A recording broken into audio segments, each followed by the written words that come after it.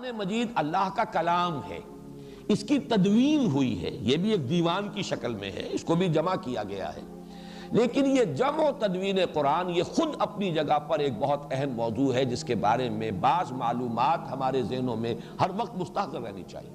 تو تدوین قرآن حکیم کی 3 مراحل میں مکمل ہوئی۔ پہلی تدوین حضور کی اپنی حیات طیبہ میں ہو گئی، لیکن وہ تدوین کس شکل میں تھی؟ صورتیں معین ہو گئیں، صورتوں کی ترتیب معین ہو گئی، کتابی شکل میں قرآن حضور کی حیات طیبہ تک موجود نہیں تھا۔ لوگوں کے پاس مختلف حصوں پر لکھا ہوا قرآن تھا۔ یہ اونٹ کے شانے کی ہڈی اسکیپولا بڑی چوڑی سی ہوتی ہے، عموماً اس پر لکھتے تھے، یا کولے کی ہڈی یہ بھی چوڑی ہوتی ہے، اس کے اوپر لکھتے تھے، یا یہ ہے کہ یہ اس کی چونکہ ربز جو ہے بڑی چوڑی ہوتی ہیں، ان ربز کے اوپر لکھتے تھے۔ بہت شاذ لوگوں کے پاس کاغذ کہاں تھا، کاغذ اس زمانے میں، کپڑا البتہ زیادہ دستیاب تھا، کپڑے پر بھی لکھا جاتا تھا۔ اس طریقے سے پتھروں پر لکھتے تھے، چھوٹے چھوٹے پتھروں پر بھی آیتیں لکھ لیتے تھے۔ تو یہ لکھا ہوا جو معاملہ ہے، اور یہ نوٹ کر لینا چاہیے، قرآن کا معاملہ جو میں نے کل بھی بحث کی تھی، یہ قول ہے، اِنَّهُ لَقَوْلُ رَسُولٍ کریم۔ یہ لکھی ہوئی شکل میں حضور کو نہ دیا گیا، نہ حضور نے لکھی ہوئی شکل میں امت کو دیا۔ حضور کو بھی یہ پڑھایا ہے، سَنُقْرِئُكَ فَلَا تَنْسَىٰ، ہم پڑھائیں گے آپ کو پھر آپ بھولیں گے نہیں، حضور کو پڑھایا گیا۔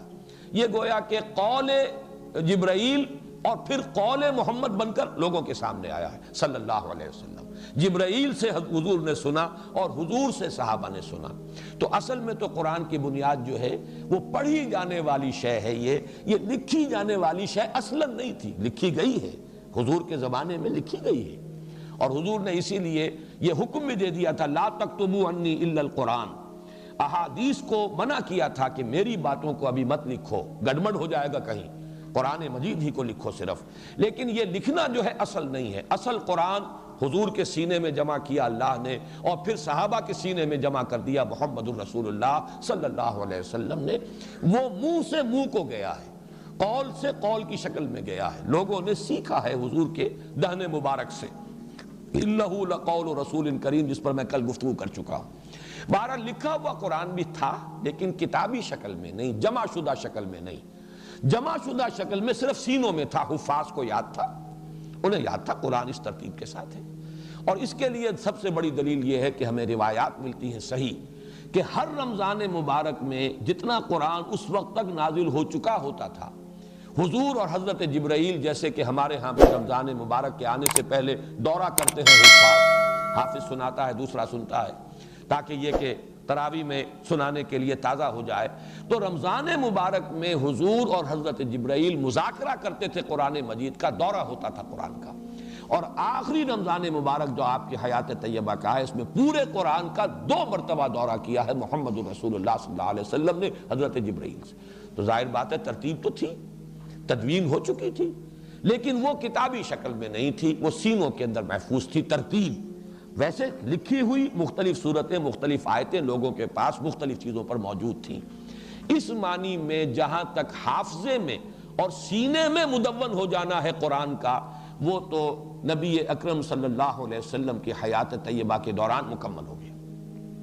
دوسرا مرحلہ آیا ہے اس کا حضرت ابو بکر رضی اللہ تعالیٰ عنہ کے عہد خلافت میں، جب جنگیں ہوئی ہیں مرتدین سے اور مانعین زکوٰۃ سے، اور جنگ یمامہ میں تو بہت بڑی تعداد میں صحابہ شہید ہوئے ہیں، بہت بڑی جنگ تھی، خوریس جنگ تھی، اور اس میں بڑی کثیر تعداد میں حفاظ قرآن شہید ہو گئے۔ اب ایک تشویش پیدا ہوئی کہ اس قرآن کو اب جمع کر لینا چاہیے کتابی شکل کے اندر، ما بین الدفتین یا دفتیین، اس کو جمع کر لینا چاہیے۔ اس پر پھر حضرت عمر کے دل میں سب سے پہلے یہ خیال آیا۔ حضرت عمر نے حضرت ابو بکر سے کہا، وہ بڑے متردد رہے، میں کیسے کروں، جو کام حضور نے نہیں کیا وہ میں کیسے کروں؟ لیکن حضرت عمر اس پر اصرار کرتے رہے، تو پھر رفتہ رفتہ ان کا حضرت ابو بکر کا بھی سینہ کھل گیا۔ انہوں نے فرمایا کہ ہاں اب تمہاری اس بات کے لیے میرا سینہ کھل گیا ہے، اللہ نے میرے سینے کو کشادہ کر دیا۔ اس کے بعد اب جن صحابہ پر یہ بوجھ ڈالا کہ حضرت زید بن ثابت جو حضور کے زمانے میں بھی کاتب وحی تھے، لکھتے تھے، چند آپ کے صحابہ تھے کہ جو خاص اس کام کے اوپر مامور بھی تھے، وحی آتی تھی تو وہ لکھتے تھے، اور ان میں حضرت زید بن ثابت جو ہیں بہت معروف ہیں۔ جب ان سے حضرت ابو بکر نے فرمایا کہ اب تم یہ کام کرو، اور ان کے ساتھ کچھ اور صحابہ کو ایک کمیٹی کی شکل دی، تو وہ بھی پہلے بہت متردد رہے، ان کی دلیل بھی یہ تھی جو کام حضور نے نہیں کیا میں کیسے کروں، اور نمبر دو یہ کہ یہ تو پہاڑ جیسی ذمہ داری ہے میں کیسے اٹھاؤں۔ لیکن پھر جب حضرت ابو بکر حضرت عمر رضی اللہ تعالیٰ عنہما دونوں کا اصرار ہوا تو ان کا بھی سینہ کھل گیا۔ پھر اس کو پھر اب صحابہ کرام سے جس کے پاس جو بھی لکھی ہوئی شکل میں تھیں ان سے لے کر، اور پھر یہ کہ مختلف شہادتیں اور حفاظ کی مدد سے اب اس کو ایک کتاب کی شکل میں مرتب کر لیا گیا حضرت ابو بکر کے زمانے میں۔ یہ نوٹ کر لیجئے کہ ایک کتاب کی شکل میں بھی قرآن مجید کی تدوین مکمل ہو گئی ہے، گویا کہ تقریباً حضور کے انتقال کے 2 سال کے اندر۔